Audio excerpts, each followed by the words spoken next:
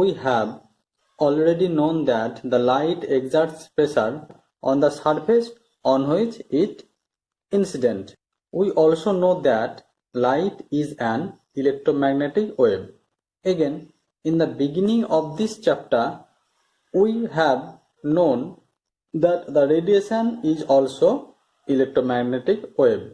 So, it is expected that the radiation must exert a small but finite pressure on the surface on which it incident.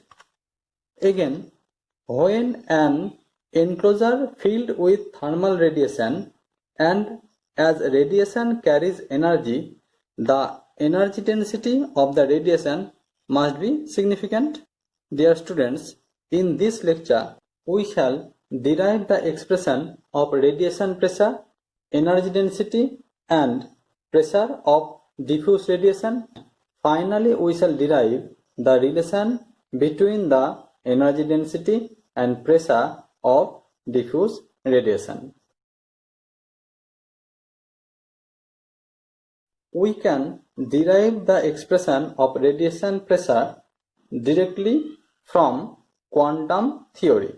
This theory was first predicted by Max Planck in 19th century when he was working on the blackbody radiation. Then this theory is developed by the other physicists. Now, according to quantum theory, the radiation consists of photons and each photon has energy E equal to h nu, where h is Planck's constant and nu is the frequency of the photon. If the photon moves with velocity c, it is the velocity of light in vacuum actually. Its moving mass m will be equal to m0 by root over 1 minus v square by c square, where m0 is the rest mass of photon. Hence, the energy of that photon due to mass energy relation of Einstein is E equal to m c square. Now it and it are equal, so we may write m c square equal to h nu or mc equal to h nu by c. This is the product of mass and the velocity. So it is the momentum of the photon. So we may conclude that photon incident on the surface, it will exert an impulse equal to this value. So the total pressure exerted on the surface is equal to summation h nu by c. Summation h nu is known as the intensity of the radiation.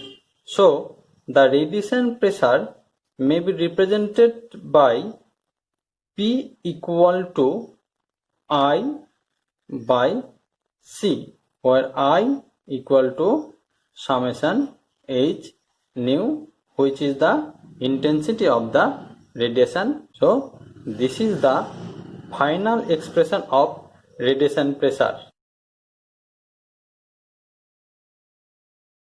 Thus, from this expression, the radiation pressure is defined as the ratio of the intensity of radiation incident normally on a surface of the blackbody to the velocity of radiation in vacuum. As we have to calculate the energy density of diffuse radiation, we need an enclosure which filled with radiation. This radiation is emitted from the walls of the enclosure. For this purpose, we may choose an enclosure of any arbitrary shape, but for simplicity, here we shall choose an enclosure of spherical shape. This is a spherical enclosure whose radius is r and center is at O. We also consider an elementary volume V inside the enclosure about O. The dimension of the volume is much less than the radius of the enclosure. The volume is situated far from the walls of the enclosure. At first, we consider the emitted radiation coming from an elementary area dA of the enclosure along V, and then we sum up for whole surface of the enclosure. Now, the amount of radiation from dA falling on V at time t will be K dA d omega into t, where K is the specific intensity and d omega is the solid angle subtended at dA due to the cross-sectional area alpha. So we may write d omega equal to alpha by r square. Also, this cross-sectional area is perpendicular to the radius r. That means alpha perpendicular to r. If the radiation traverses with the velocity c, then this is the time. Now if we put d omega and t in, we have k alpha by r square L by c into dA. So this is the amount of radiation contained in V due to the solid angle d omega. Thus, the amount of radiation contained in V due to the area dA will be K dA by r square c summation alpha a, because for this d omega the radiation occupies this volume within the elementary volume. This volume actually within the elementary volume. Thus, for all solid angles subtended at dA, the radiation occupies the whole elementary volume V. Thus, V equal to summation alpha A. So, the radiation contained in the elementary volume due to the whole surface of the enclosure will be K V by r square c summation d a. Now summation d equal to 4 pi r square. So we may write k v r square c into 4 pi r square equal to k by c 4 pi into v.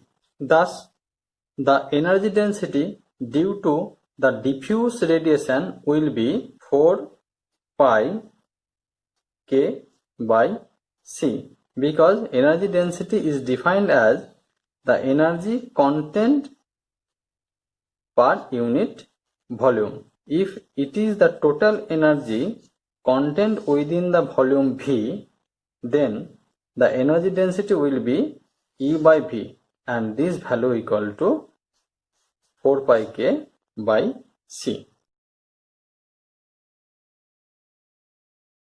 To derive the pressure of diffuse radiation, we consider a hemispherical enclosure whose center is at O. This is a hemispherical enclosure. We choose an elementary area AB about O on which the radiation incident coming from the walls in all possible directions. Here we consider only the radiation which is incident in the direction theta with the normal ON. ON is normal to AB. We also consider a plane BD normal to the direction of incident radiation. The intensity of radiation in the enclosure due to the radiation coming from the direction enclosed in a small solid angle d omega is k d omega, where k is the specific intensity of radiation and d omega equal to sin theta d theta d phi. From the definition, the radiation pressure equal to the intensity by the velocity of the radiation. Here intensity equal to k d omega. So the pressure on BD is equal to k d omega by C. Thus the force on BD is the pressure on BD into the area of the BD. So we may write as k d omega by C into BD. This is also the force acting on the area AB. This amount of force is directed in the direction of radiation. So its normal component will be the amount of force into cos theta. This is the value of the normal component. Hence, the pressure on AB due to the radiation incident normally on it from theta phi direction is k d omega by C BD cos theta by AB. If we put the value of the solid angle and AB equal to BD by cos theta, we may write this equation as k by C cos square theta sin theta d theta d phi. From this diagram, this is actually the enlarged form of this diagram. We write that cos theta equal to BD by AB. So AB equal to BD by cos theta. Thus the total pressure on AB due to the whole hemisphere is obtained by integrating theta from 0 to pi by 2 and phi from 0 to 2 pi. For this hemisphere we get P equal to 2 pi by 3 into k by C. This is the final expression of pressure of diffuse radiation. In the previous section, we have seen that the energy density of diffuse radiation is expressed as U equal to 4 pi k by C. This is for the sphere, but for hemisphere this value will be U equal to 2 pi k by C. Thus the relation between P and U will be P equal to U by 3. So the pressure of diffuse radiation is equal to the 1/3 of the energy density of diffuse radiation. Thank you.